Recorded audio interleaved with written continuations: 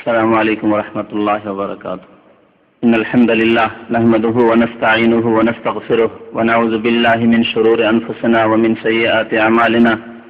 من يهده الله فلا مضل له ومن يضلله فلا هادي له، وأشهد أن لا إله إلا الله وحده لا شريك له، وأشهد أن محمدا عبده ورسوله صلى الله تعالى عليه وعلى آله وصحبه وسلم تسليما كثيرا. أما بعد، فإن خير الحديث كتاب الله، وخير الهدي هدي محمد صلى الله عليه وسلم، وشر الأمور محدثاتها، وكل محدثة بدعة، وكل بدعة ضلالة، وكل ضلالة في النار. أما بعد، فأعوذ بالله من الشيطان الرجيم. بسم الله الرحمن الرحيم. والسابقون الأولون من المهاجرين والأنصار والذين اتبعوهم بإحسان رضي الله عنهم ورضوا عنه. وقال الله تعالى في موضع آخر: يا أيها الذين آمنوا اتقوا الله وكونوا مع الصادقين. وقال رسول الله صلى الله عليه وسلم: المرء مع من أحب يوم القيامة. আল্লাহ রাব্বুল আলামিনের সমস্ত প্রশংসা, যে আল্লাহ আমাদেরকে সৃষ্টি করেছেন এবং আমাদেরকে হিদায়াত দান করেছেন, যে আল্লাহ আমাদেরকে শেষ নবী সাইয়্যিদুল মুরসালিন আফজালুল বাশার সৃষ্টির সেরা প্রিয় নবী মুহাম্মদুর রাসূলুল্লাহ সাল্লাল্লাহু আলাইহি ওয়াসাল্লামের আমাদেরকে উম্মত হওয়ার তৌফিক দান করেছেন। গত সপ্তাহে আলোচনা আরম্ভ করেছিলাম সাহাবায়ে কেরামদের মর্যাদা সম্পর্কে। এই সম্পর্কে আপনাদেরকে 12টি আয়াত এবং সেই আয়াতগুলি তাফসীর শোনাবো বলেছিলাম। সময়ের সংকীর্ণতার কারণে 4টি আয়াত সম্পর্কে আলোচনা করেছিলাম। অবশিষ্ট আয়াতগুলি আজকে তাফসীর করব ইনশাআল্লাহ, যাতে করে আমরা উপলব্ধি করতে পারি যে সাহাবায়ে কেরাম দেরকে আল্লাহ রাব্বুল আলামিন কি মর্যাদা দান করেছেন। যে সাহাবাগণ নবী করিম সাল্লাল্লাহু আলাইহি ওয়াসাল্লামের সাথে জান মাল সার্বিক দিক থেকে তারা কোরবানি করেছেন ইসলামকে জয়ী করার জন্য, আল্লাহর কালিমায়ে তাইয়্যিবা লা ইলাহা ইল্লাল্লাহু মুহাম্মাদুর রাসূলুল্লাহ, এই কলমাকে সুউচ্চ করার জন্য যে খেদমত, যে সেবা করেছেন, সারা বিশ্বে সুন্দর আকারে, উজ্জ্বল আকারে দ্বীন ইসলামকে যে তারা পৌঁছে দিয়েছেন, যার বরকতে আজকে আমরা জন্মগতভাবে দ্বীন ইসলাম পেয়েছি।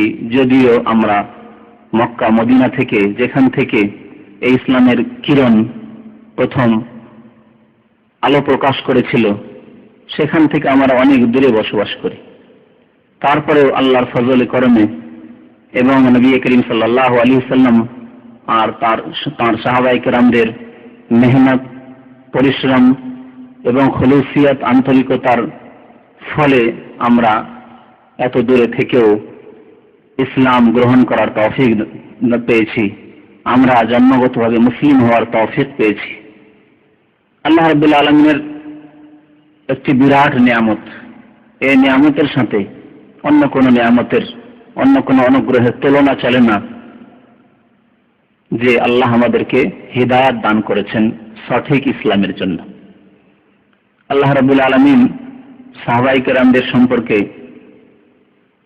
যেসব আলোচনা করেছেন, নবী করিম সাল্লাল্লাহু আলাইহি ওয়াসাল্লাম সাহাবায়ে কেরামদের সম্পর্কে সহিহ হাদিসে যেসব কথা উল্লেখ করেছেন, সেসব কথা যদি আমরা জানি, তাহলে আমাদের অন্তরে সৃষ্টি হবে শ্রদ্ধা, ভালোবাসা এবং তাদেরকে অনুকরণ করার, তাদের অনুসরণ করার আমাদের আগ্রহ এবং উৎসাহ, এবং তাদের জীবনী পড়ে শুনে আমরা তাদেরকে যখন তাদেরকে যখন আমরা অনুসরণ করব, তাদেরকে যখন আমরা অনুকরণ করব, তাদেরকে যখন আমরা ভালোবাসবো, তখন প্রিয় নবী মুহাম্মদুর রাসূলুল্লাহ সাল্লাল্লাহু আলাইহি ওয়াসাল্লাম যেমন বলেছেন সহিহ মুসলিমের হাদিসে, আল মারউ মা মান আহাব্বা ইয়াউমাল কিয়ামা, মানুষ তার সাথে উঠবে, তার সাথেই থাকবে, তার সাথে স্থান পাবে যাকে ভালোবাসবে।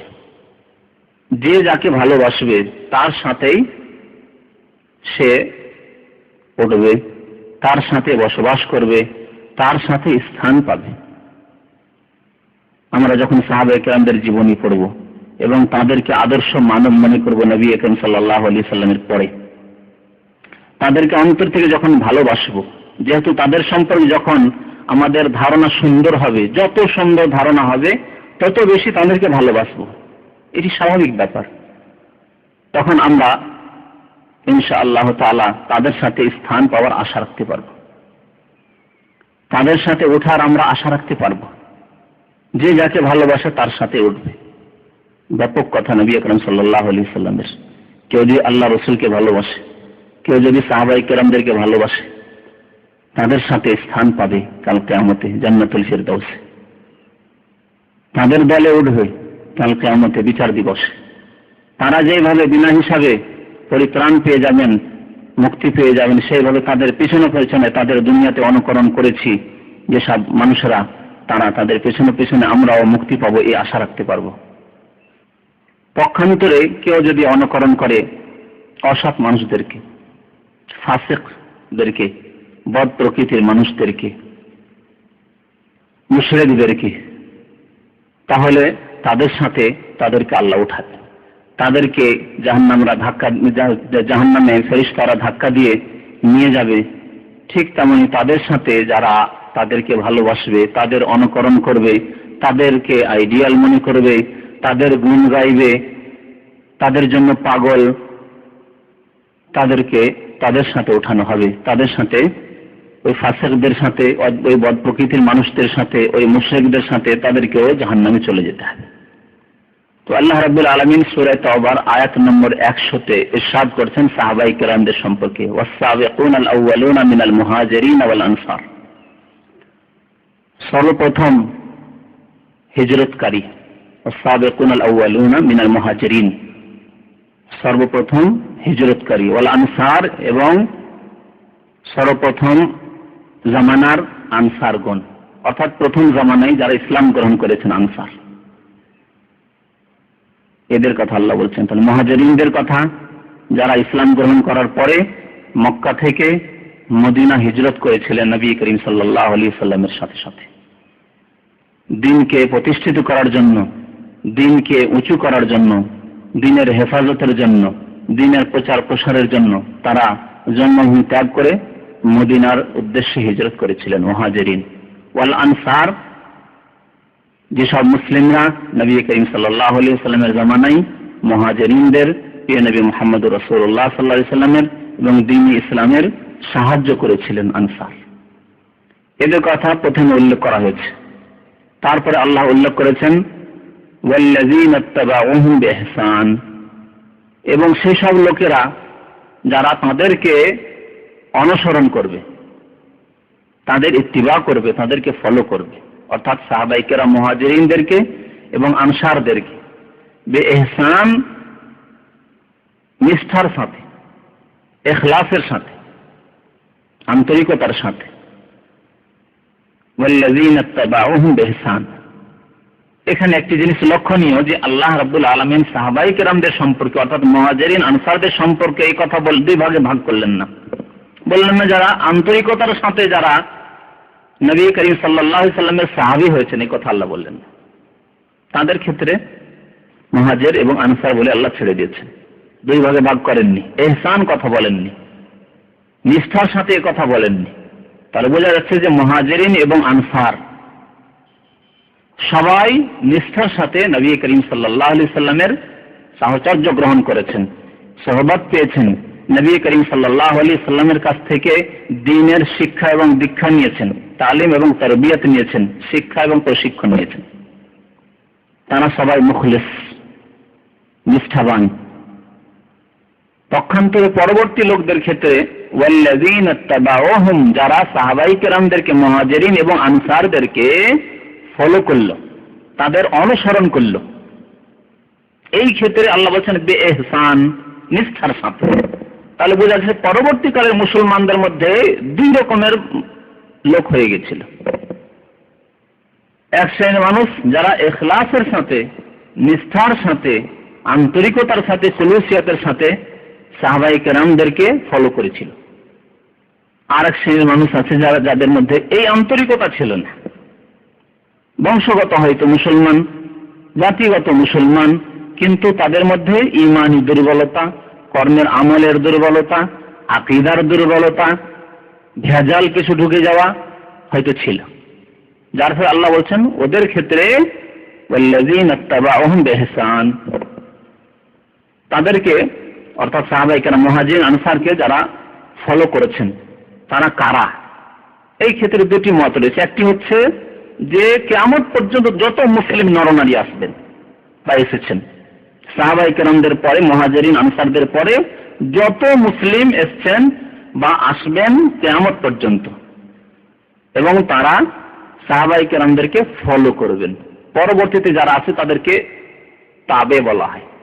তাবে, এই তাবা থেকে ওয়াল্লাযীনা ইত্তাবাউহুম, ফলো করা, ফলো করা, এজন্য বলা পিছনে পিছনে আসে। তো ইত্তিবা মানে ফলো করা, ইত্তিবা মানে অনুসরণ করা যারা পরে এসেছেন। তো পরে এসেছেন কারা? যত মুসলমান এসেছেন ইসলামের ইতিহাসে সাহাবায়ে কেরামদের পরে অথবা কিয়ামত পর্যন্ত আসবেন যারা এখন আসেননি। এদের মধ্যে দুই শ্রেণীর মুসলিম পাওয়া যাবে। এক শ্রেণীর মুসলিম যারা মুখলিস, যাদের মধ্যে আন্তরিকতা রয়েছে, নিষ্ঠার সাথে যারা ইসলামের উপর কায়েম রয়েছেন। আর এক শ্রেণীর মানুষ নিষ্ঠার সাথে ইসলামের উপর কায়েম নন, জন্মগত মুসলমান, নিজেকে বলে মুসলিম কিন্তু আকীদায় দুর্বলতা, আমলে দুর্বলতা, সুন্নতকে, নবী সাল্লাল্লাহু আলাইহি ওয়াসাল্লামের আদর্শকে ফলো করার ক্ষেত্রে দুর্বলতা, বিদআতে লিপ্ত, নবী করিম সাল্লাল্লাহু আলাইহি ওয়াসাল্লাম এবং সাহাবায়ে কেরামদের সঠিক তরিকা থেকে দূরে অপসৃত হয়ে গেছেন।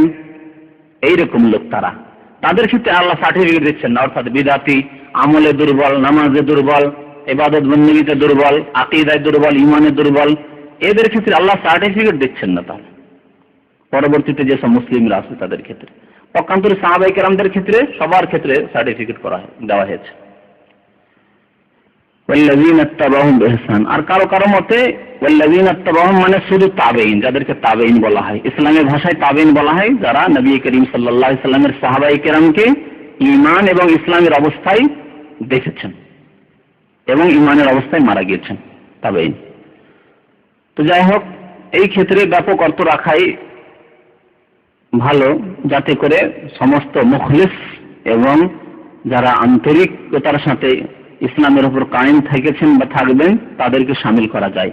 এদের ক্ষেত্রে আল্লাহ বলছেন রাদিয়াল্লাহু আনহুম ওয়া রাদু আনহু, আল্লাহ তাদের উপর সন্তুষ্ট হয়ে গেছেন, রাজি হয়ে গেছেন। রাদিয়াল্লাহু আনহুম মুহাজিরিন আনসার অর্থাৎ সাহাবীদের উপর, এবং তার সাথে সাথে পরবর্তী কালের মুসলিম যারা নিষ্ঠার সাথে, ইখলাসের সাথে সাহাবায়ে কেরামদের অনুসরণ করেছেন। রাদিয়াল্লাহু আনহু ওয়া রাদু আনহু, এবং আল্লাহ তাদের উপর তারা আল্লাহর উপর সন্তুষ্ট হয়ে যাবেন। তারাও আল্লাহর উপর সন্তুষ্ট হয়ে যাবেন যখন আল্লাহ রাব্বুল আলামিন তাদেরকে অশেষ অনুগ্রহ দান করবেন। দুনিয়াতেও তারা আল্লাহর উপর অসন্তুষ্ট না, বালা মুসিবত আসলেও, বিপদ আপদ আসলেও সন্তুষ্ট, আলহামদুলিল্লাহ পড়ে। একজন মুমিন মুখলিস বালা মুসিবত বিপদ আপদ হলে কি আল্লাহর উপর অসন্তুষ্ট হয়? না, আলহামদুলিল্লাহ বলে, আলহামদুলিল্লাহ আলা কুল্লি হাল। বিগত যুগ স্মরণ করে, আলহামদুলিল্লাহ আমাকে অনেকদিন আল্লাহ সুখে রেখেছেন, আজকে না হয় একটু অসুস্থ হয়ে পড়লাম, এতদিন ধরে সুখে আছি। অন্যদেরকে দেখে যে আমি তো ওদের চেয়ে অনেক ভালো, আমার ঘরে যদি ধন দৌলত না থাকে, টাকা পয়সা না থাকে, আমার যদি অভাব থাকে, কিন্তু আমার তো হাত পা ঘোরার নেই, আমি তো অন্ধ না, অনেকে তো অন্ধ।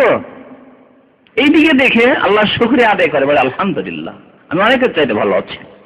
দুনিয়াতেও তারা আল্লাহর উপর সন্তুষ্ট, আল্লাহ তাদের উপর সন্তুষ্ট। আর আখিরাতে আল্লাহ রাব্বুল আলামিন পরকালে এমন অশেষ নিয়ামত দেবেন যে তারা আল্লাহর উপর সন্তুষ্ট হয়ে যাবে। তারপরে আল্লাহ রাব্বুল আলামিন তাদের সম্পর্কে বলছেন ওয়া'আদ্দা লাহুম জান্নাতিন তাজরি তাহতাহাল আনহার, তাদের জন্য আল্লাহ রাব্বুল আলামিন এমন জান্নাত সমূহ তৈরি করে রেখেছেন যার নিচে ঝর্ণা ধারা প্রবাহিত, নহর প্রবাহিত। এত সুন্দর জান্নাত আল্লাহ রাব্বুল আলামিন এই মুহাজিরিন আনসার সাহাবীদের জন্য এবং সাহাবীদের পথকে যারা অনুসরণ করবে তাদের জন্য তৈরি করে রেখেছেন। এই হলো সাহাবায়ে কেরামদের মর্যাদার কথা। সাহাবায়ে কেরামদের যারা অনুসরণ করবে তাদের ফজিলতের কথা এখানে বলা হয়েছে ইখলাসের সাথে। এই জন্য আরেকটি হাদিস রয়েছে, মুয়াত্তা মালিকি হাদিসটি রয়েছে, অন্যান্য হাদিস, প্রসিদ্ধ হাদিস। মুসলিম উম্মতের মধ্যে অনেক দল উপদল সৃষ্টি হবে, অনেক ফেরকা সৃষ্টি হবে সম্পর্কে হাদিসটি রয়েছে। প্রিয় নবী মুহাম্মদ রাসূলুল্লাহ সাল্লাল্লাহু আলাইহি ওয়াসাল্লাম ওই হাদিসে বলেছেন, ইফতারাকাত বানু ইসরাঈল আলা 71 ফিরকা। বনি ইসরাইল অর্থাৎ ইহুদিরা 71 ভাগে বিভক্ত হয়েছে। 71টি দল সৃষ্টি হয়েছে ইহুদিদের মধ্যে, বনি ইসরাইলদের মধ্যে। ওয়াফতারাকাত নাসারা আলা 72 ফিরকা। আর খ্রিস্টানরা 72 দলে বিভক্ত হয়েছে, 72 দলে বিভক্ত হয়েছে। ওয়াসাতাফতারিকু উম্মতি আলা 73 ফিরকা। আর আমার উম্মত 73 দলে বিভক্ত হবে, 73 দলে বিভক্ত হবে। কুল্লুহুম ফিন্নার ইল্লা ওয়াহিদা। এবং সমস্ত দলগুলো জাহান্নামে যাবে, ফিন্নার, জাহান্নামে যাবে, ইল্লা ওয়াহিদা, একটি ছাড়া, একটি দল ছাড়া। আজকে দল উপদল নিয়ে আলোচনা নেই, আজকে আলোচনা রয়েছে শেষ অংশটুকু নিয়ে। সাহাবায়ে কেরাম জিজ্ঞেস করে, কিলা মান হুম ইয়া রাসূলুল্লাহ, ওই একটি দল যে জান্নাতে যাবে ওই দলটি কারা, ওই দলের লক্ষণ কি, কেমন করে সেই দলটিকে চিনবো এবং তাদের সাথ দেবো আমরা যদি সেই জামানা পাই, ফিরকাবন্দির জামানা পাই, দলে দলে যখন বিভক্ত হয়ে যাবে মুসলিম জাতি, সেই জামানা যদি আমরা পেয়ে যাই, সেই ফিতনার জামানা, তাহলে কোন দলের সাথ দেবো, এর লক্ষণ কি? নবী আকরাম সাল্লাল্লাহু আলাইহি ওয়াসাল্লাম কি উত্তরে বলেছিলেন? হিয়া মা আনা আলাইহিল ইয়াউম ওয়া আসহাবি। সেই দলটি হচ্ছে যে মা আনা আলাইহিল ইয়াউম, আজকের জামানায় যেই পথের ওপর আমি কায়েম রয়েছি, নবী করিম সাল্লাল্লাহু আলাইহি ওয়াসাল্লাম যেই পথের ওপর ছিলেন, ওয়া আসহাবি, এবং আমার সাহাবাগণ যেই পথের ওপর প্রতিষ্ঠিত। তাহলে সাহাবায়ে কেরামরা যেই পথের ওপর প্রতিষ্ঠিত, সেই পথ যারা অনুসরণ করবে, এই হচ্ছে লক্ষণ। কোন নাম বলেননি নবী করিম সাল্লাল্লাহু আলাইহি ওয়াসাল্লাম, অমুক দল, নাম ধরে বলেননি। কিন্তু নাম বলে দিলে তো সবাই ওই নাম গ্রহণ করতো, হক বাতিল সবাই ওই নাম গ্রহণ করতো। যেমন আজকাল আমাদের দেশে যারা কবর মাজার পূজা করে, তাদের নাম হচ্ছে আহলে সুন্নাত। উপমহাদেশে ভারত, ইন্ডিয়া, পাকিস্তানে আহলে সুন্নাত ওয়াল জামাত নামটি এখন নিয়েছে কবর পূজারীরা। তাদের বড় বড় দফতর, অফিস, এবং অফিসে বড় সাইনবোর্ড লেখা আছে আহলে সুন্নাত ওয়াল জামাতের অফিস। পাকা কবর পূজারী, কবরে সেজদা করা তাদের কাছে ইবাদত, গায়রুল্লাহকে সেজদা করা আল্লাহ সন্তুষ্টির পথ। নাম হচ্ছে আহলে সুন্নাত ওয়াল জামাত। তারা নাম দিয়ে চেনা মুশকিল, নাম দেখে, লেভেল দেখে চেনা মুশকিল যে কোন দলটি জান্নাতে যাবে, কোন দলটি মুক্তি পাবে, ফিরকা নাজিয়া, নাজাত প্রাপ্ত দল কোনটি। নবী করিম সাল্লাল্লাহু একটি লক্ষণ বলেছেন যে আমি আজকে কথা বলেছেন ওই জামানায়, নবী করিম সাল্লাল্লাহু আলাইহি ওয়াসাল্লামের জামানায় যেই পথে নবী সাল্লাল্লাহু আলাইহি ওয়াসাল্লাম এবং যেই পথে সাহাবায়ে কেরামরা, পরবর্তীকালের পথের কথা বলা হয়নি। আজকে যে পথে আমি আছি এবং যেই পথের ওপর কায়েম রয়েছেন আমার সাহাবাগণ। কি বুঝতে পারলেন? যে সাহাবায়ে কেরামদের পথকে কেউ যদি অনুসরণ করে, তাহলে তারা কি নাজাত প্রাপ্ত দল, তারা জান্নাতি, তারা জান্নাতে যাবে। কত বড় একটি সার্টিফিকেট! সাহাবায়ে কেরামদের পথ হচ্ছে সত্য পথ, সাহাবায়ে কেরামদের পথ হচ্ছে মুক্তির পথ, সাহাবায়ে কেরামদের পথ হচ্ছে জান্নাতের পথ। আরো স্পষ্ট যে সাহাবায়ে কেরামরা সবাই সত্য পথে ছিলেন, হক পথে ছিলেন।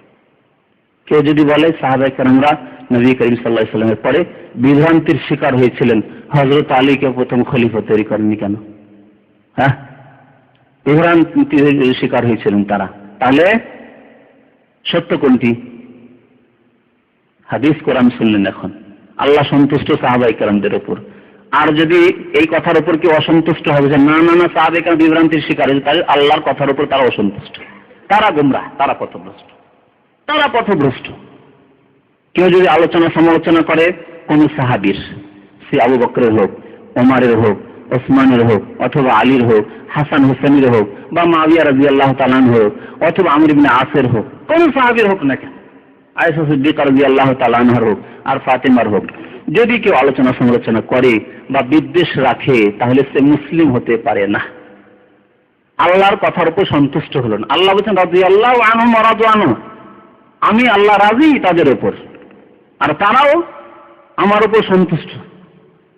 হ্যাঁ, আল্লাহ সার্টিফিকেট দিচ্ছেন যে মুক্তি পাবে কোন পথে? সাহাবায়ে কেরামদের পথে। আর কেউ যদি বলে না না সাহাবায়ে কেরামরা বিভ্রান্ত হয়েছে, নাউযুবিল্লাহ, তাহলে কোরআন এবং হাদিসকে অস্বীকার করলো, কোরআনকে অস্বীকার করলো, হাদিসকে অস্বীকার করলো। আল্লাহ যার উপর সন্তুষ্ট তারা সন্তুষ্ট হতে চায় না, অসন্তুষ্ট, চরম অপরাধ। এই জন্য আহলে সুন্নাত ওয়াল জামাতের আকীদা হচ্ছে যে যদি কেউ সাহাবায়ে কেরামদের সমালোচনা করে, গালিগালাজ করে, তাদের ক্ষেত্রে অকথ্য ভাষা প্রয়োগ করে, তো সে মুসলমান থাকতে পারে না, সে কুফরি করলো।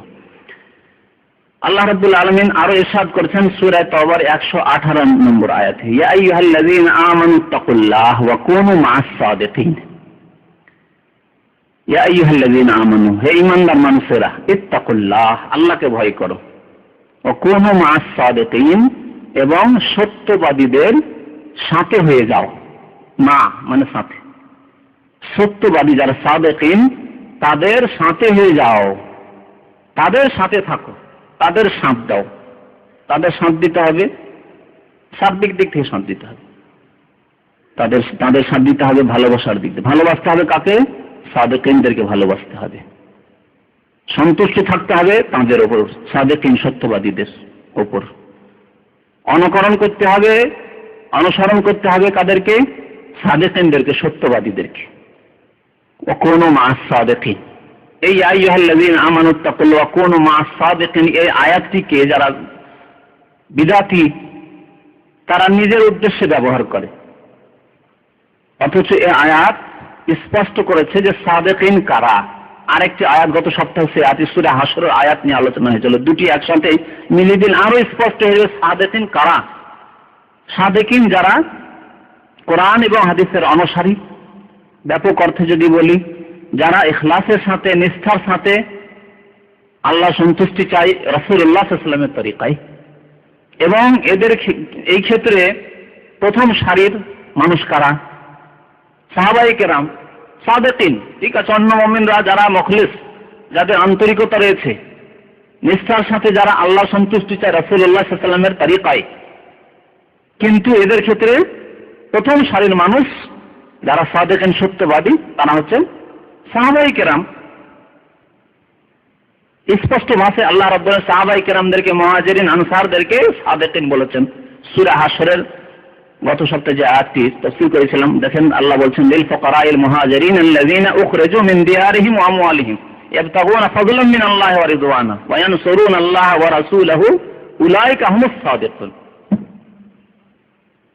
লিল ফুকারাইল মুহাজিরিন, মুহাজিরিন, ফুকারা মুহাজিরিন, মুহাজিরিনদের কথা, সাহাবায়ে কেরামদের কথা আল্লাহ আলোচনা করেছেন।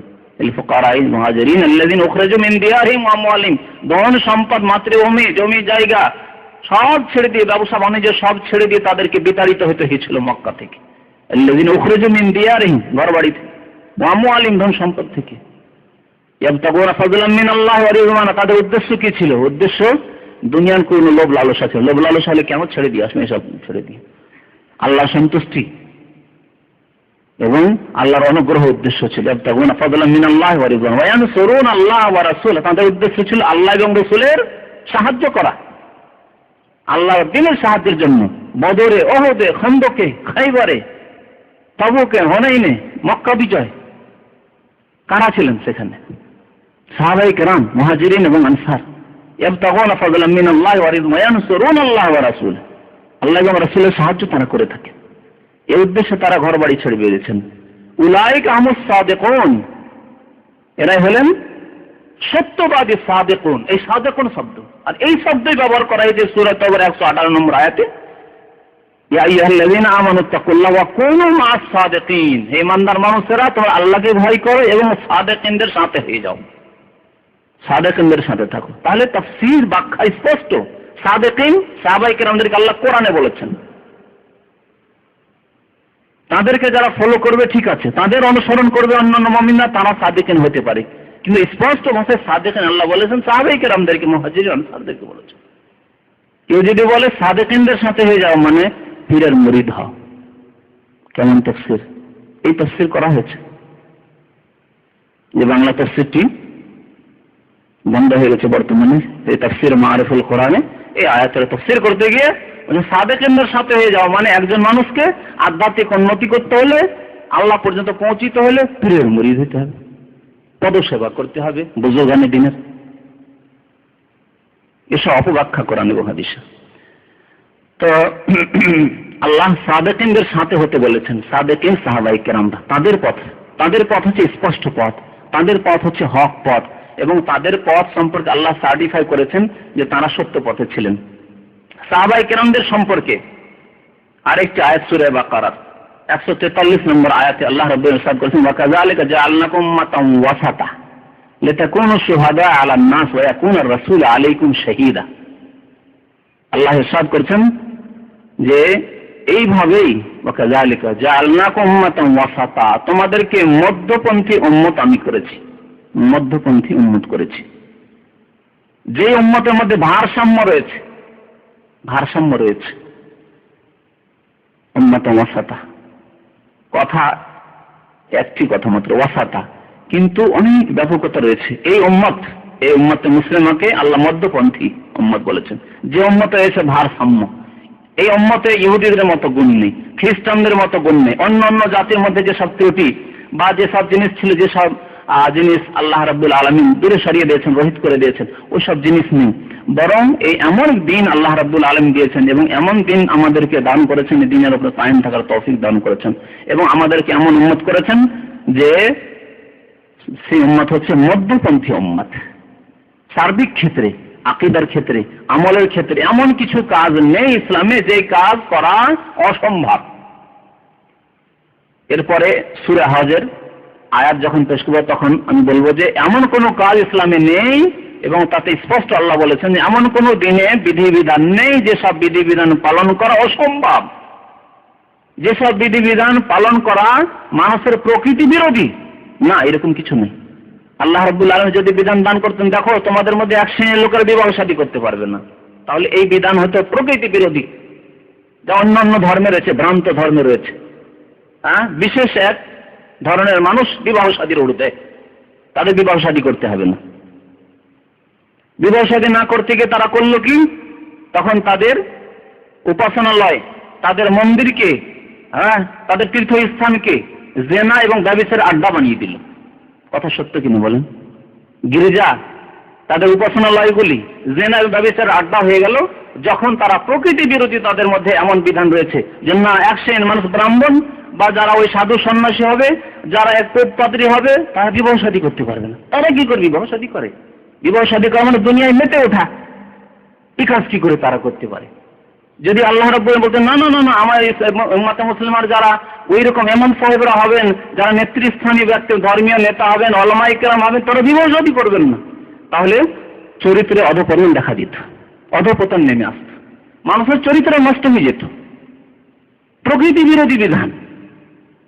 আল্লাহ উম্মতে মুসলিমাকে উম্মতে ওয়াসাতা, মধ্যপন্থী উম্মত, যাতে ভারসাম্য রয়েছে, এ কথা এই জন্য বলেছেন। আর অনেক কথা রয়েছে এই ক্ষেত্রে। তারপরে আল্লাহ বলছেন লিতাকুনু শুহাদা আলান নাস, যাতে করে তোমরা অন্য মানুষদের উপর সাক্ষ্য দান করতে পারো। ওয়া ইয়াকুনা আর-রাসূলু আলাইকুম শাহীদা, এবং রাসূল তোমাদের উপর সাক্ষ্য দান করবেন। রাসূলুল্লাহ সাল্লাল্লাহু আলাইহি ওয়াসাল্লাম আমাদের জন্য সাক্ষ্য দান করবেন, এবং আমরা অন্য উম্মত, অন্য মানুষদের উপর সাক্ষ্য দান করবো, এই কথা আল্লাহ এই আয়াতে বলেছেন। আলোচনা একটু করার প্রয়োজন রয়েছে আয়াতের উপর। আল্লাহ এখানে বলছেন এই উম্মতকে যে তোমরা হচ্ছ মধ্যপন্থী উম্মত, এমন উম্মত যাতে রয়েছে ভারসাম্য। এই সম্বোধনটি কি পরবর্তী লোকদের জন্য, শুধু সাহাবাদের জন্য নয়? না, প্রথম সম্বোধন হচ্ছে সাহাবায়ে কেরামদের জন্য। এই উম্মতের প্রথম দল হচ্ছেন সাহাবায়ে কেরাম। তাদের জামানায় কোরআন নাযিল হচ্ছে, আল্লাহ সম্বোধন করছেন ওয়া কাযালিকা জাআলনাকুম উম্মাতান ওয়াসাত, তোমাদেরকে মধ্যপন্থী উম্মত করেছি। এই সম্বোধনটি কাদের জন্য? প্রথম সারিতে সাহাবায়ে কেরামদের জন্য। পরোক্ষভাবে আমরা তাতে শামিল, প্রত্যক্ষভাবে আল্লাহ সম্বোধন করেছেন সাহাবায়ে কেরামদেরকে উম্মাতান ওয়াসাতা। ওয়াসাতের আরেকটি তাফসীর করা হয়েছে খিয়ারান, উত্তম উম্মত। খিয়ারান মনোনীত উম্মত, আল্লাহর মনোনীত উম্মত, উত্তম উম্মত। যেমন অন্য জায়গায় আল্লাহ রাব্বুল বলছেন কুনতুম খায়রা উম্মাহ, তোমরা উত্তম উম্মত। আমরা সাক্ষ্য দান করব, এর তাফসীর একটি হাদিস রয়েছে। নবী আকরাম সাল্লাল্লাহু আলাইহি সাল্লাম বলেছেন যে যখন কিয়ামতে হিসাব নিকাশ হবে, তখন নবী করিম সাল্লাল্লাহু আলাইহি ওয়াসাল্লাম বলবেন যে আমার উম্মতকে আমি তোমার দিন আল্লাহ পৌঁছে দিয়েছি, সুন্দররূপে পৌঁছে দিয়েছি। বিদায় হজে নবী করিম সাল্লাল্লাহু আলাইহি ওয়াসাল্লাম যে বিদায় খুতবা দিয়েছিলেন হাজ্জাতুল ওয়াদার আরাফায়, শেষখানে বলেছেন আল্লাহুম্মা হাল বাল্লাগতু, আল্লাহুম্মা হাল বাল্লাগতু, আল্লাহুম্মা হাল বাল্লাগতু। হে আল্লাহ, আমি কি পৌঁছে দিলাম, আমি কি পৌঁছে দিলাম, আমি কি তোমার মিশন কে মানুষ পর্যন্ত পৌঁছে দিলাম কিনা। সাহাবায়ে কেরাম এক বাক্যে কি বলেছিলেন? আল্লাহুম্মা নাম, আল্লাহর দোহাই দিয়ে বলছি, আল্লাহর নাম নিয়ে আমরা বলছি যে হ্যাঁ আপনি অবশ্যই এই দিনের তাবলীগ করে দিলেন, দিন আমাদের পর্যন্ত সুন্দর রূপে পৌঁছে দিলেন। নবী আকরাম সাল্লাল্লাহু আলাইহি ওয়াসাল্লাম কাল কিয়ামতে যখন বলবেন আমি পৌঁছে দিয়েছি, এই উম্মত অস্বীকার করবে না। এই উম্মত বলবে যে হ্যাঁ আমাদের নবী সুন্দর রূপে দিন পৌঁছে দিয়েছিলেন। কিন্তু অন্যান্য নবীদেরকে নিয়ে আসা হবে, অন্যান্য উম্মত জাতিদেরকে নিয়ে আসা হবে। হাদিসে রয়েছে এমন এমন উম্মত আছে যে তাদের অধিকাংশই নবীকে অস্বীকার করেছে, অধিকাংশই অস্বীকার করেছে। হয়তো অল্প সংখ্যক লোক ঈমান নিয়ে আসছে সেই নবীর উপর। বরং হাদিসে আরেকটি হাদিস আছে যে এমনও নবী আছেন তার সাথে একজন মুসলমান হয়নি, একজন ঈমান নিয়ে আসেনি। এরকম হবে বিগত জামানার নবীদের ক্ষেত্রে। তো সেই উম্মতগুলোকে আল্লাহর ফেরেশতারা ধরে নিয়ে আসবে হাসরের মাঠে, বিচার দিবসে। আল্লাহ বলবেন তোমাদের কাছে নবী আসেনি কি? তোমাদের কাছে দিন, সত্য দিন পৌঁছে দেওয়া হয়নি? সত্য দিন সম্পর্কে তোমাদেরকে জ্ঞান দেওয়া হয়নি? তারা বলবে যে না, অস্বীকার করবে, আমাদের কাছে কোনো নবী আসেনি, আমরা সঠিক জিনিস জানতে পারিনি, এই জন্য আমরা ভুল করেছি। এই কাঠগড়ায় হাজির হইতে হয়েছে এই জন্য যে আমাদের কাছে কোনো নবী রাসূল আসেনি, আমাদের কাছে সত্য কথা তোমার দিন পৌঁছেনি, তুমি কি ভালোবাসো, কোন পথ তুমি পছন্দ করো আমরা জানি না। তখন আল্লাহ সাক্ষী নিয়ে আসবেন। সাক্ষী হবে কে? আমরা, এই উম্মতের লোকেরা। এই উম্মতের লোকেরা সাক্ষী দেবে। তারা বলবে যে না, এরা মিথ্যে বলছে।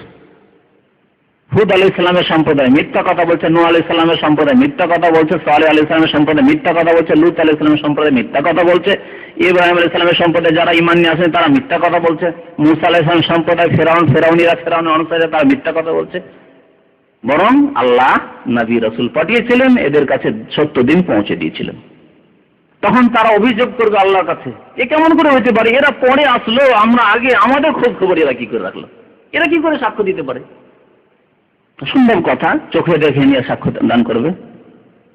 তখন আল্লাহ রাব্বুল জিজ্ঞেস করবেন তোমরা কেমন করে সাক্ষ্য দান করলে? তোমরা তো পরে আসলে, কি করে তোমরা নূহ আলাইহিস সালামের জামানা সম্পর্কে, ইব্রাহিমের জামানা সম্পর্কে, মূসার জামানা সম্পর্কে তোমরা সাক্ষ্য দিলে?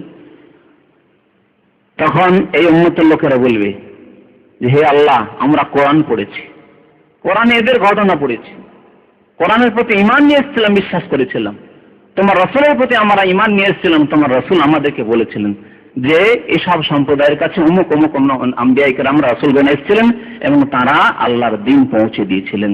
এরা অস্বীকার করেছিল।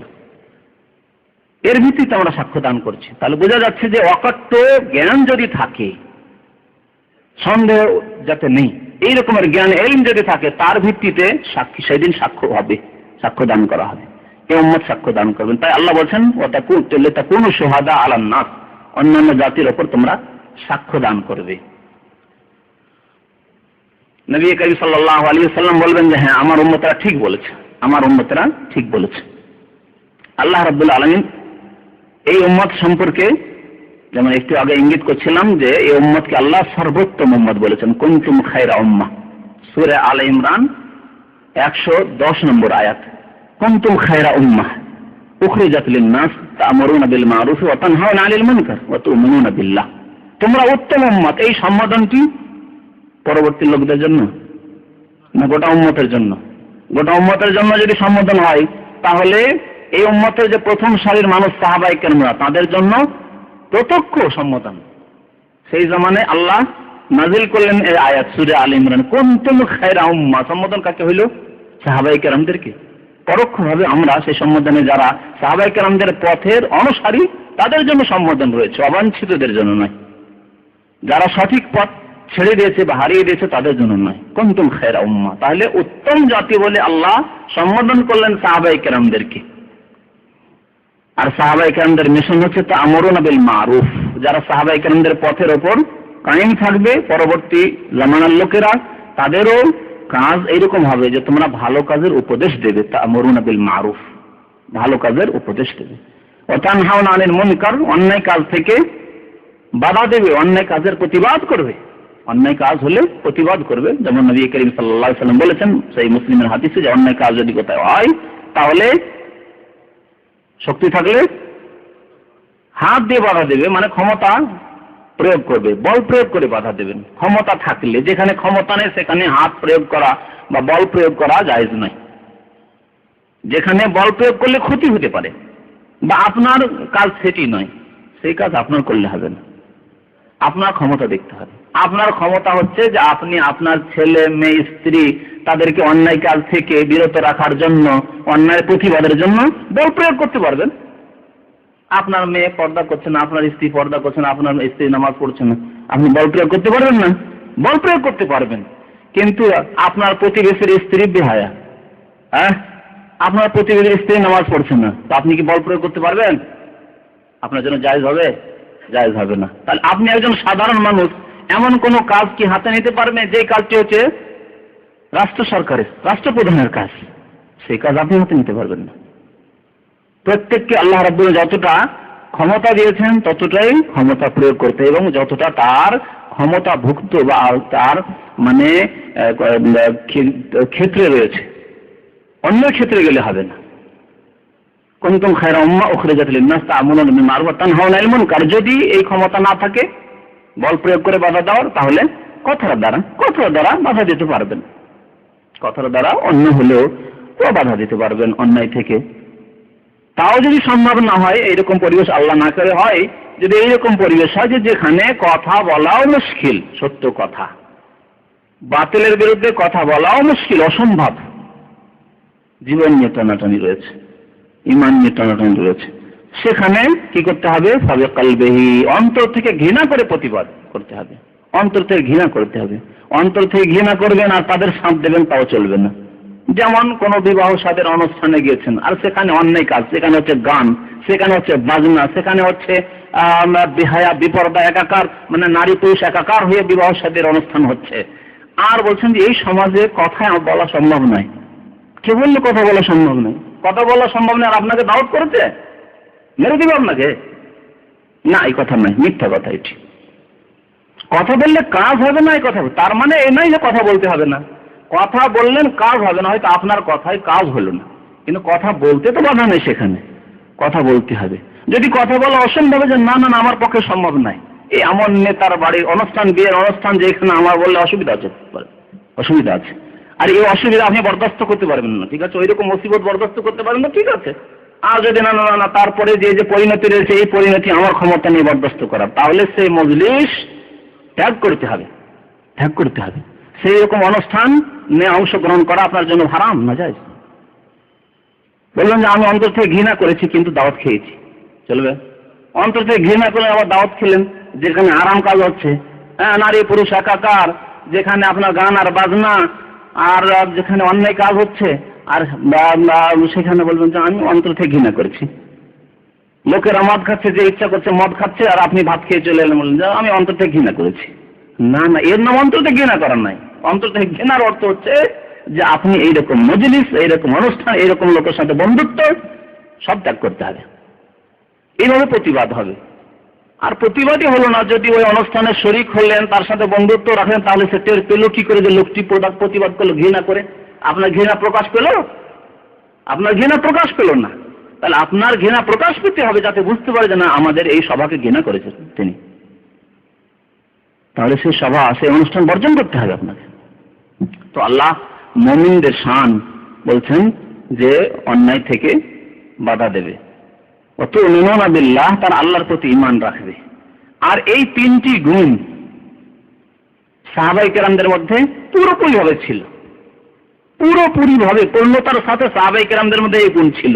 আর যত জামানা যাচ্ছে পেছন দিকে, তত এই গুণ মুসলিম উম্মাত থেকে দূরে সরে যাচ্ছে বা দুর্বল হতে যাচ্ছে মুসলিম উম্মাত থেকে। এই গুণ যখন দুর্বল হতে যাচ্ছে, তখন আল্লাহ রাব্বুল আলামিন আমাদের সাহায্যও ছেড়ে দিচ্ছেন, সাহায্য করছেন না।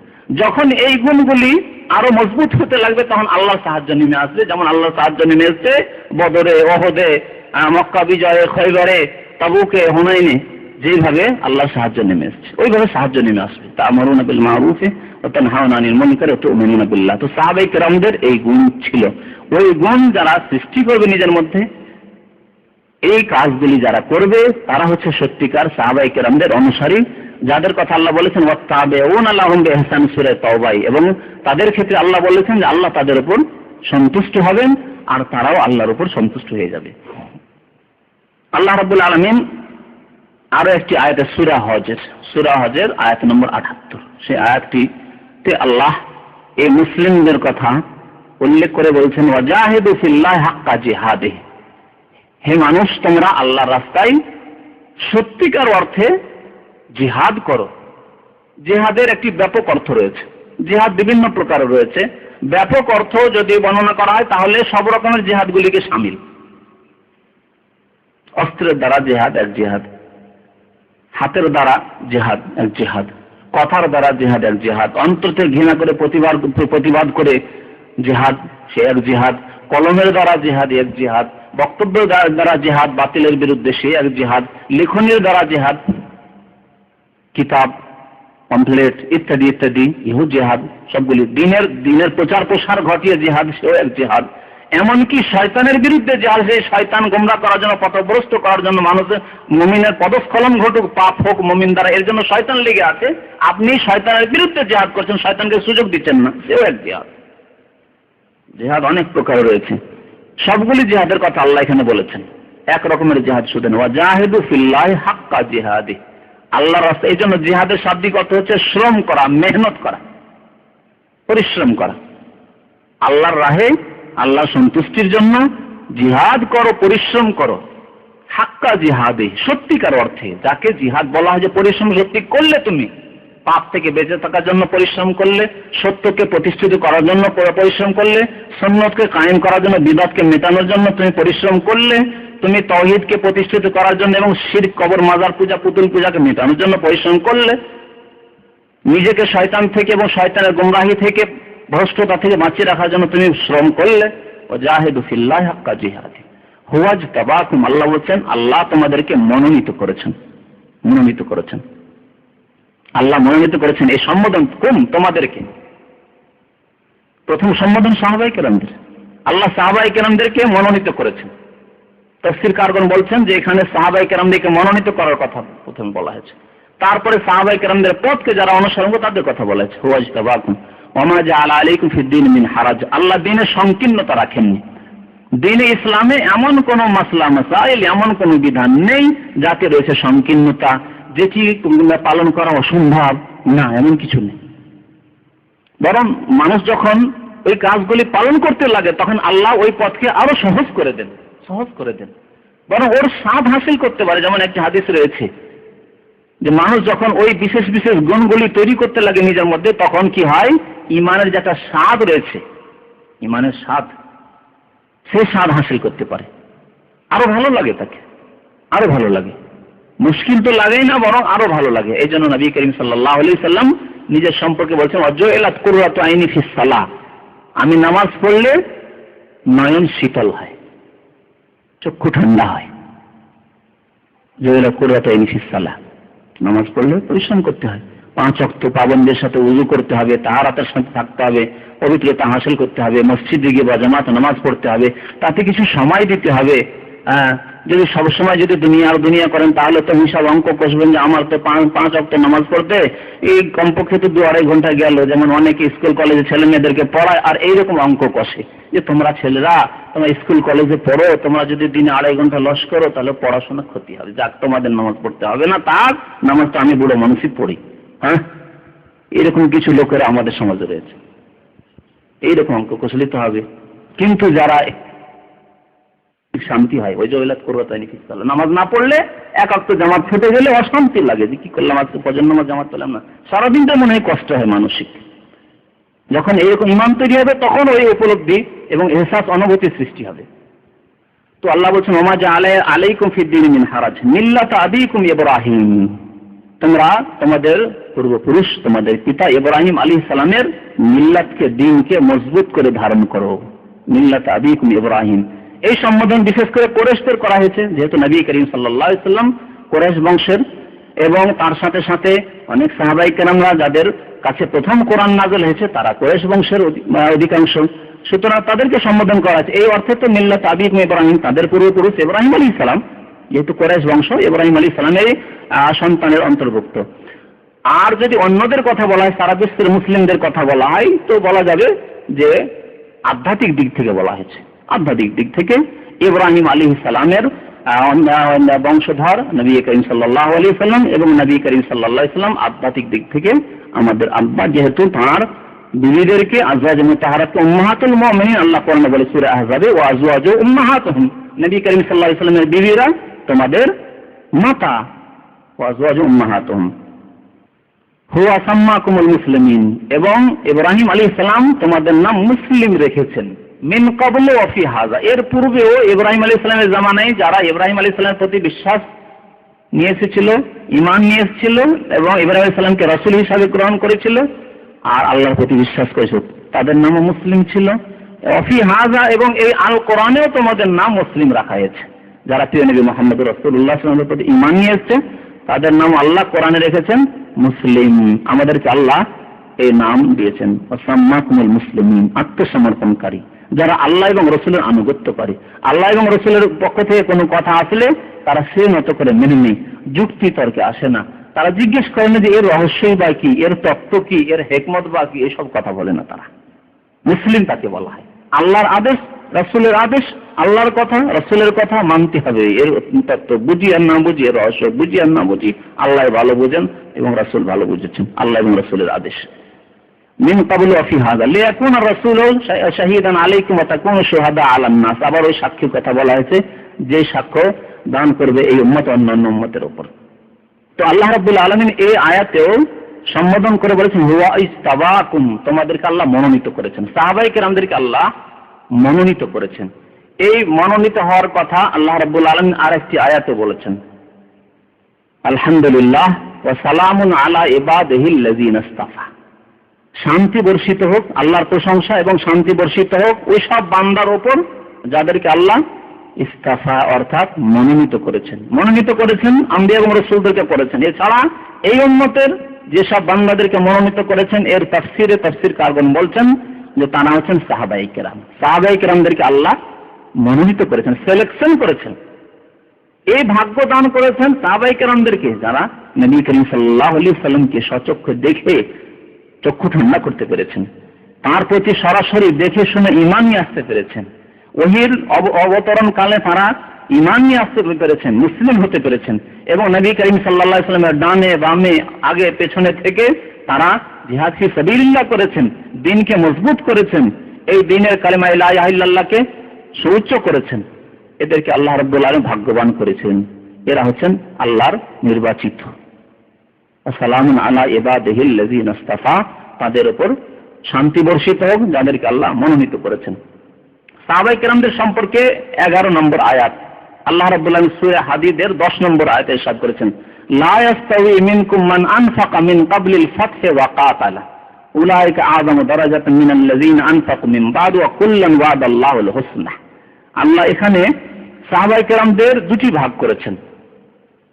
একটি হচ্ছে প্রথম কালে যারা ইসলাম গ্রহণ করেছেন, অর্থাৎ মক্কা বিজয়ের পূর্বে অথবা হুদায়বিয়ার সন্ধির পূর্বে, 6ষ্ঠ হিজরির হুদায়বিয়ার সন্ধি তার পূর্বে যারা ইসলাম গ্রহণ করেছেন, বা তারপরে হইল মক্কা বিজয়, যে 8ম হিজরিতে মক্কা বিজয় হলো তার আগে আগে। আর যারা ইসলাম গ্রহণ করেছেন মক্কা বিজয়ের পরে, মক্কা বিজয় হয়ে যাওয়ার পরে মক্কাতেও ইসলাম সুন্দরভাবে প্রতিষ্ঠিত হলো, মদিনায় ইসলাম প্রতিষ্ঠিত। এখন অনেকেই ইসলাম দলে দলে ইসলাম গ্রহণ করতে, তখন যেমন আল্লাহ সূরা নাসরে বলেছেন ওয়ারাআইতান নাসা ইয়াদখুলুনা ফি দীনিল্লাহি আফওয়াজা, মানুষদেরকে দেখবে মক্কা বিজয় হয়ে যাওয়ার পরে যে তারা আল্লাহর দ্বীনে প্রবেশ করবে আফওয়াজা, দলে দলে। ফৌজ মানে দল, সৈনিক, এজন্য ফৌজ বলা হয় সৈনিককে। ফৌজ আফওয়াজ মানে এক দল নয়, দলে দলে এসে ইসলাম গ্রহণ করবে। পক্ষান্তরে মক্কা বিজয়ের পূর্বে 1 জন 2 জন, একটি ফ্যামিলি, 2টি ফ্যামিলি, 4 জন 5 জন এইভাবে ইসলাম গ্রহণ করত, দলে দলে নয়।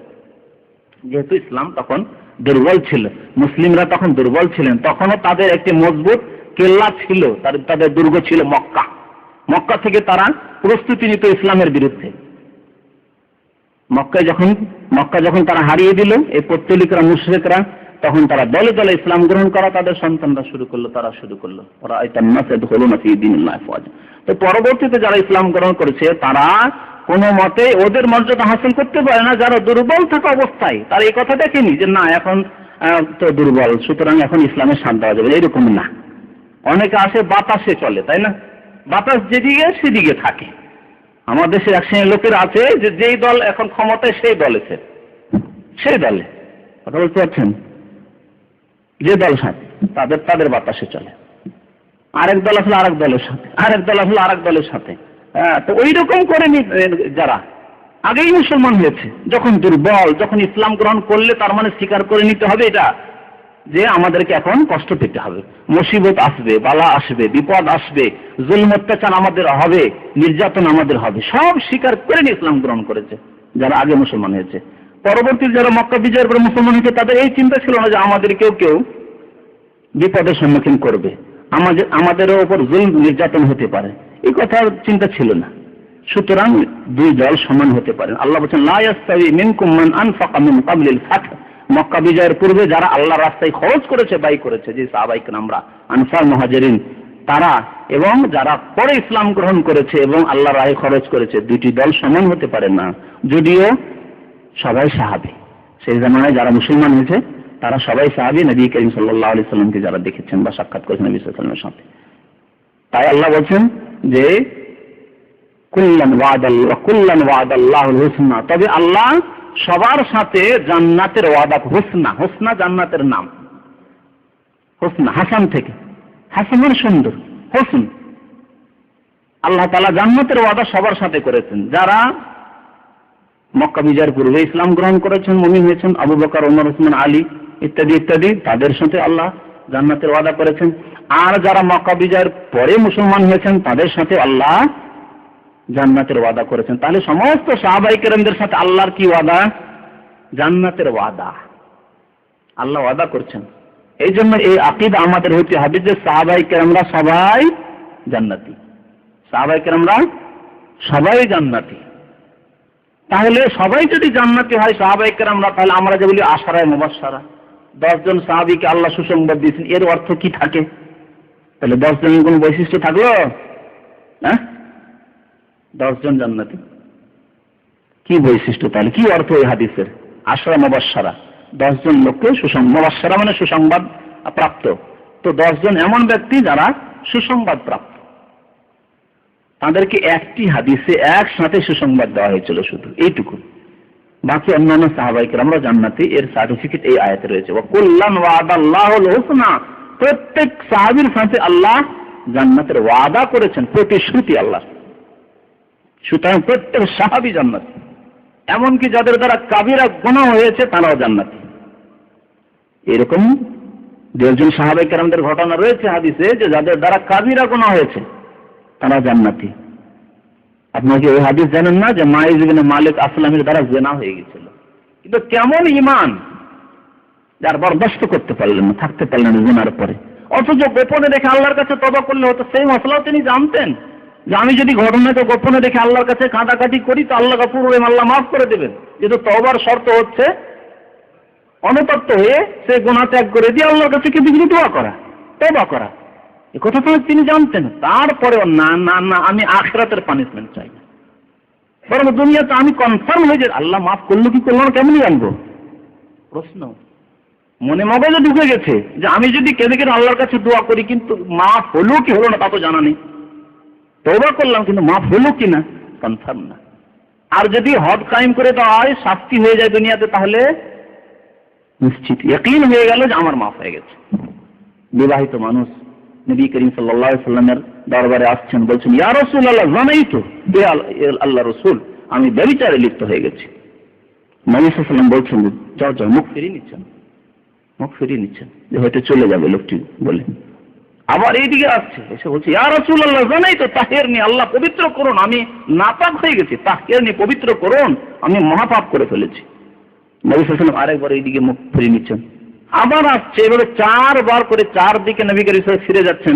সামনে এসে আবার বলছে ইয়া রাসূলুল্লাহ তাহহিরনি, জানাই তো ইয়া রাসূলুল্লাহ। একাধিক শব্দ এসছে, আকিম আলাইহি হাদ্দান, আপনি হদ, আল্লাহর হদ কায়েম করুন, আমাকে পাক পবিত্র করুন। অথচ তিনি জানছেন আমি বিবাহিত মানুষ, কোরআনের বিধান হাদিসের বিধান যে বিবাহিত মানুষ জেনা করে আর যদি প্রমাণ হয়ে যায় বা স্বীকারোক্তি হয়ে যায় তাহলে সংসার করে দেওয়া হবে, পাথর মেরে শেষ করে দেওয়া হবে, মাসলাও জানাচ্ছে। কিন্তু চিন্তা শুধু এইটুকু যে আল্লাহ যদি মাফ না হয় তো কি হবে। বারবার করে আসছেন নবী সাল্লাল্লাহু আলাইহি ওয়াসাল্লাম 4 বার শোনার পরেও তিনি বলছেন যে সাহাবীদের বলছেন আচ্ছা দেখো তো একটু মুখটা একটু শুঁকে দেখো তো, কি শরাব খেয়েছে নাকি, মদ খেয়েছে নাকি, মদ পান করেছে, হাই সারেবাল খাওয়ার, একটু দেখো, হতে পারে যে মাতলামি করে মদ খেয়ে এসে বলছে যে এইরকম কাজ করেছে, নাহলে এরকম কি বলে। ইমান ইমান বাধ্য করছে। এই জন্য ইসলাম যে তারবিয়া প্রশিক্ষণ করেছে, সে প্রশিক্ষণে যেইভাবে মানুষ তৈরি করা হয়েছে কোনো বাহিনী দিয়েও কোনো শক্তি তৈরি করতে পারেনি আর পারবে না। কোনো ফোর্স রয়েছে, বাহিনী রয়েছে, কিচ্ছু নেই, কোনো পুলিশ নেই, পাহারা নেই, ধরে আনা হয়নি, তাকে ধরা হয়নি কুকাজের ক্ষেত্র থেকে, কিছুই না। কাজ কখন হয়ে গেছে কেউ জানতে পারেনি, এমনকি পাড়া প্রতিবেশীরও কেউ জানে না, ফ্যামিলির কেউ জানে না। নবী করিম সাল্লাল্লাহু আলাইহি ওয়াসাল্লামের সাথে এসে দেখা করে বারবার করে কথা বলছেন তিনি। নবী সাল্লাল্লাহু আলাইহি ওয়াসাল্লামের সাহাবারা দেখে শুনে দিলেন যে ইয়া রাসূলুল্লাহ, না কোনো রকম গন্ধ নেই, মদ্যপান করেনি। নবী সাল্লাল্লাহু আলাইহি ওয়াসাল্লাম আগেকার জন্য জিজ্ঞেস করছেন নিজে কি তুমি পাগল নাকি, মস্তিষ্ক বিকৃতি তো না তুমি, আগেকার জনুন। সে বলছে ইয়া রাসূলুল্লাহ লাইসা বিজনুন, আমি পাগল না, পাগল না। রাসূলুল্লাহ সাল্লাল্লাহু আলাইহি ওয়াসাল্লাম জিজ্ঞেস করছেন সন্দেহ দূর করে দেওয়ার জন্য যে দেখো হতে পারে যে তোমার দ্বারা অল্প স্বল্প কিছু হয়েছে, অল্প স্বল্প কিছু হয়েছে, কিন্তু ছোট যে না, হয়তো স্পর্শ করেছো বা এরকম কিছু হয়েছে তোমার দ্বারা, যাও যাও যাও তুমি যাও। ইয়া রাসূলুল্লাহ আপনি এভাবে আমাকে ফিরিয়ে দেবেন না, আমি জাহান্নামে যেতে চাই না, আমি পরকালে শাস্তি চাই না। ইয়া রাসূলুল্লাহ আমাকে এক্ষুনি শাস্তি দেন যাতে করে পরকালে আমি নিশ্চিতভাবে জান্নাতে যেতে পারি। নবী সাল্লাল্লাহু আলাইহি ওয়াসাল্লাম একবারে এমনকি উদাহরণ দিয়ে জিজ্ঞেস করে, উদাহরণ দিয়ে, যেহেতু হাদিসে এসছে এই জন্য বলতে লজ্জার প্রশ্ন ওঠে না। নবী সাল্লাল্লাহু আলাইহি ওয়াসাল্লাম বলছেন যে ওই রকম ভাবে কি তোমার কাজ হয়েছে যেইভাবে সুরমা ওঠার জন্য সুরমাদানি ঢুকিয়ে সুরমা উঠানো হয় ওইভাবে। নবী সাল্লাল্লাহু আলাইহি ওয়াসাল্লাম জিজ্ঞেস করছেন হাদিস কনফার্ম হওয়ার জন্য যে হতে পারে যে না উপরই কিছু হয়তো অল্প স্পর্শ করেছে বা কিছু করেছে। সে বলছে যে ইয়া রাসূলুল্লাহ জি না, ওইভাবে যেইভাবে আমরা সুরমা উঠিয়ে চোখে দিই সেইভাবে আমার খুব কাজ হয়েছে। নবী সাল্লাল্লাহু আলাইহি ওয়াসাল্লাম তাহলে তো কথা সত্য, যাও একে নিয়ে যাও, ভালোভাবে নিয়ে গিয়ে রজম করে দাও, সাহাবায়ে কেরামদেরকে বললেন। জি, তাহলে যার দ্বারা কাবিরা গুনাহ হয়েছে তার ইমানের এই অবস্থা।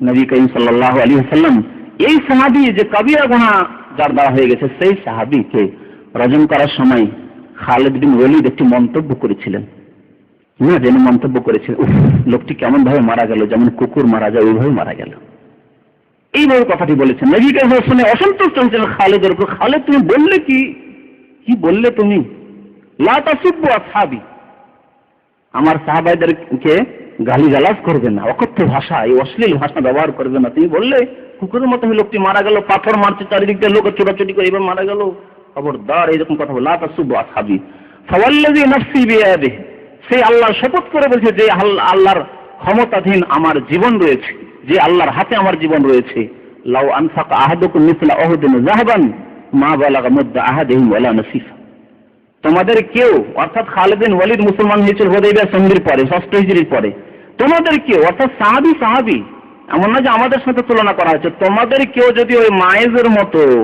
যারা আগেই মুসলমান হয়েছে, তোমার অনেক পূর্বে মুসলমান হয়েছে, লাউ আনফাকা আহাদুকুম মিসলা উহুদিন যাহাবান, উহুদ পাহাড় সমপরিমাণ সোনা যদি তোমরা যারা পরে মুসলমান হয়েছো হুদাইবিয়া সন্ধির পরে, মক্কা বিজয়ের পরে, তোমরা যদি আল্লাহর রাস্তায় ব্যয় করো, খরচ করো আল্লাহর দ্বীনের খেদমতে, তাহলে তারা যদি 1 মুদ অথবা আধা মুদ খরচ, 1 মুদ মানে 600 গ্রাম, 600 গ্রাম বা 300 গ্রাম যদি তারা আল্লাহর রাস্তায় দান করে থাকে, তাদের সওয়াবে তোমরা পৌঁছিতে পারবে না। এই হচ্ছে সাহাবায়ে কেরামদের মর্যাদা।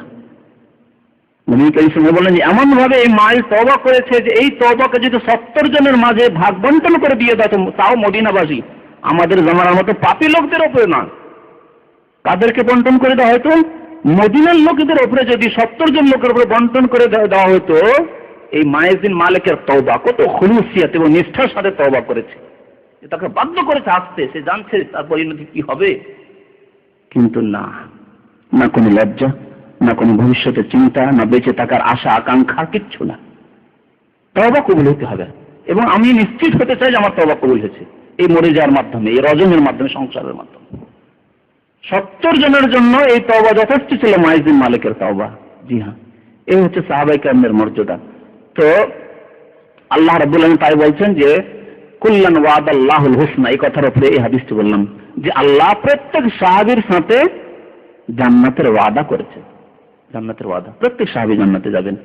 বাকি বিশেষ বিশেষ হাদিসে বিশেষ বিশেষ লোকদের জান্নাতে থাকার কথা এসছে, যেমন 10 জন সাহাবায়ে কেরামদের কথা, 10 মুবাশশিরদের কথা এসছে, হযরত ফাতিমা রাদিয়াল্লাহু তাআলা আনহার কথা এসছে, তারপরে আপনার হযরত হাসান হুসাইনের কথা এসছে, ইত্যাদি ইত্যাদি। 12 নম্বর আয়াত আল্লাহ রাব্বুল আলামিন বলছেন নবীকে সম্বোধন করে, ইয়া আইয়ুহান নবী, হে নবী, হাসবুকাল্লাহ, ইয়া আইয়ুহান নবী, হে নবী, আল্লাহ তোমার জন্য যথেষ্ট, আল্লাহ যথেষ্ট। আল্লাহ তো 7 আকাশের উপর থেকে যথেষ্ট, আল্লাহর মদদ, আল্লাহর সাহায্য, আল্লাহর তৌফিকের দিক দিয়ে। কিন্তু মানুষের পৃথিবীতে সাহায্যকারী লাগে, মাধ্যম কিছু লাগে। আপনার পাশে যে দাঁড়াবে, আপনার সাহায্য সহযোগিতা করবে, আপনার সাথে কপারেশন করবে, এইরকম লোকের প্রয়োজন রয়েছে। তাই আল্লাহ তার সাথে সাথে কি বলছেন, ওয়ামানিত্তাবাকা মিনাল মুমিনিন, আল্লাহ তোমার জন্য যথেষ্ট, আর যেসব মুমিনরা তোমার অনুসরণ করেছে তারা তোমার জন্য যথেষ্ট। কারা তখন ছিল? সাহাবায়ে কেরামরা। তাহলে আল্লাহ কি বলছেন যে আল্লাহ তোমার জন্য যথেষ্ট, আর তোমার সাহাবায়ে কেরাম যারা তোমার অনুসরণ করেছে, ঈমান নিয়ে এসেছে, তারা যথেষ্ট তোমার জন্য। জিহাদ ফি সাবিলিল্লাহর জন্য লোকের প্রয়োজন যথেষ্ট, আল্লাহর মদদ নেমে আসবে এবং তোমার সাহাবীরা তোমার সাথে জিহাদ করবে। দ্বীনকে উঁচু করার জন্য মেহনত পরিশ্রমের প্রয়োজন, ধন সম্পদ ব্যয়ের প্রয়োজন, আল্লাহ মদদ করবেন এবং তোমার সাহাবীরা মাঠে নেমে আসবে। হাসবুকাল্লাহ, আল্লাহ তোমার জন্য যথেষ্ট। ওমানিত্তাবাকা মিনাল মুমিনিন, এবং মুমিনদের মধ্য থেকে যারা তোমার অনুসরণ করেছে, অর্থাৎ মুমিন যারা তোমার অনুসরণ করেছে তারা তোমার জন্য যথেষ্ট। তো শেষ করা যাক তাহলে, প্রশ্নের উত্তর না। তো আল্লাহ রাব্বুল আলামিন আমাদেরকে আমাদের ঈমানকে সতেজ করার জন্য তৌফিক দান করেন, আমাদেরকে সাহাবায়ে কেরামদের অনুসরণ করার, ইত্তিবা করার জন্য তৌফিক দান করেন। আল্লাহ রাব্বুল আমাদেরকে কোরআন এবং হাদিসকে শেখার এবং তার প্রতি আমল করার জন্য তৌফিক দান করেন। আল্লাহ আমাদের অতীত গুনাহ খাতা যেন মাফ করে দেন। আল্লাহ রাব্বুল আমাদের ভবিষ্যতে যেন সৎ আমলের বেশি বেশি তৌফিক দান করেন। আল্লাহ আমাদেরকে সাহাবায়ে কেরামদের সাথে জান্নাতে যাওয়ার তৌফিক দান করেন। আল্লাহ তাদেরকে আমাদের ভালোবাসার তৌফিক দান করেন। আমিন। সাল্লাল্লাহু আলা নবিয়িনা মুহাম্মদ ওয়া আলা আলিহি ওয়া সাহবিহি আজমাইন।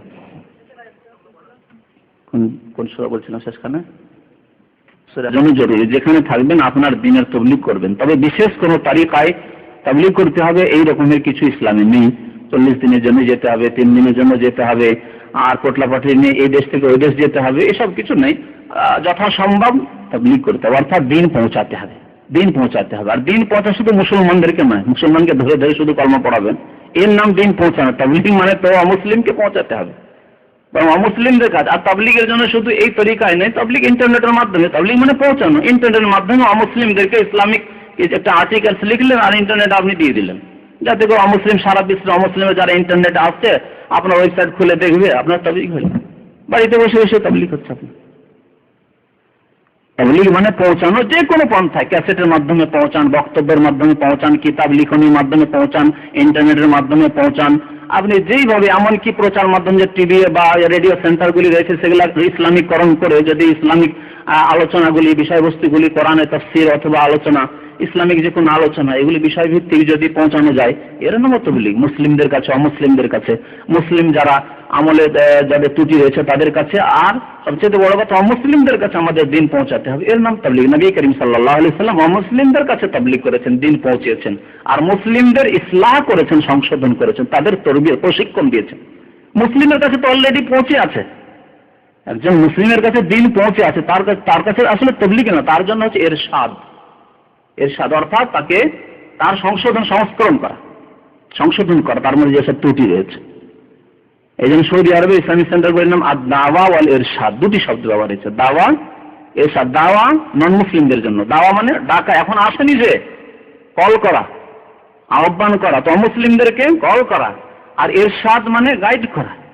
মিসগাইড হয়ে গেছে তার, মুসলিম কিন্তু হয় বিদআতের তরিকা ধরে নিয়েছে, কবর মাজারের তরিকা ধরে নিয়েছে, পীরের তরিকা ধরে নিয়েছে, অথবা মসজিদে না গিয়েছে আড্ডায় বসে থাকছে, ফিল্মের কাছে বসে থাকছে।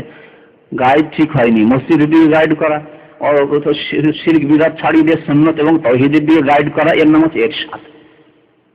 আর এগুলি সৌদি আরব আলহামদুলিল্লাহ সরকারি পর্যায়ে, সরকার আলহামদুলিল্লাহ ইসলামিক সরকারের সহযোগিতায় সুন্দরভাবে এখানে কাজ হচ্ছে, কোরআন এবং হাদিস ভিত্তিক কাজ হচ্ছে। কে বললো যে দাওয়াত তাবলীগ হয় না? আর তাবলীগ মানে শুধু এই নয় যেই ভাষায় তাবলীগ শব্দটি তারা ব্যবহার করেছে, বরং তাতে যে বিশেষ বিশেষ কিছু তারিকা রয়েছে সেগুলি বর্জনীয়, সেগুলি কোরআন এবং হাদিসে নেই। কোনো একজন সাহাবী 40 দিনের জন্য ছেলে মেয়ে ছেড়ে যান, বরং ছেলে মেয়ে বেশি সংশোধন সংস্কার করা বেশি ফরজ আপনার জন্য। আপনার আত্মীয় স্বজনদের ইসলাম সংশোধন করা বেশি ফরজ আপনার জন্য। আপনার আত্মীয় স্বজন তাদেরকে অন্ধকারে রেখে দিলেন আর দূরে দূরে আলো ছড়িয়ে বেড়াচ্ছেন, তা না। প্রথম চেষ্টা করতে হবে নিজেদের মাঝে, এবং গুরুত্ব যে জিনিসের বেশি সেই জিনিসের উপর গুরুত্ব দিতে হবে আগে। তারাও সঠিক পথে আছে যদি তারা গোনামি না করে। হক কথা হচ্ছে যে চার মাযহাবের অনুসরণ হয়তো বংশগতের দিক দিয়ে ঠিক আছে করে যাচ্ছে, কিন্তু গোনা নয়। মুশকিলটা হচ্ছে গোনামি। গোনা নয় কেন বললাম? যে চার মাযহাব অনুসরণ করে সাধারণ মানুষ কি কোরআন এবং হাদিস হিস্ট্রি করতে পারবে? এক শ্রেণী মানুষ প্রথমখানে এসে ইসলামী সেন্টারে এসে আমি বোখারি পড়বো, বোখারি কি বুঝবেন? ভালো ভালো আলেম বোখারি বুঝতে পারেন, আর আপনি কি বোখারি বুঝবেন? হ্যাঁ, তো সুতরাং এই তরিকাও নয় যে আপনি একটা প্রাইমারি ছাত্র আর আপনি একবারে প্রথম বোখারি আর মুসলিম খুলে বুঝবেন, হাদিস মিশকাত বুঝবেন, একটি হাদিস পড়ে আমল করতে লাগবেন না। তো কথা হচ্ছে যে মাযহাবের গণ্ডিতে থেকেও সঠিক পথ পেতে পারে, শর্ত হচ্ছে যে গোনামি যাতে না থাকে। অর্থাৎ সহিহ হাদিস তার কাছে স্পষ্টভাবে চলে আসলো যেটি তার মাযহাবের খেলাফ, তখন সহিহ হাদিসকে প্রাধান্য দিতে হবে। মাযহাবের মাসলা মাসাইলে অনেক ক্ষেত্রে যে ইমাম সাহেবের কথা বা ইমাম সাহেবের ছাত্রের কথা, তাতে ভুল থাকতে পারে। ইমাম আবু হানিফা কোনো রসুল নন, সাহাবী নন, তো রসুল কি করে হবে? ইমাম শাফি কোনো রসুল নন, ইমাম মালিকও রসুল নন, ইমাম আহমদ বিন হাম্বল কেউই নবী রসুল নন।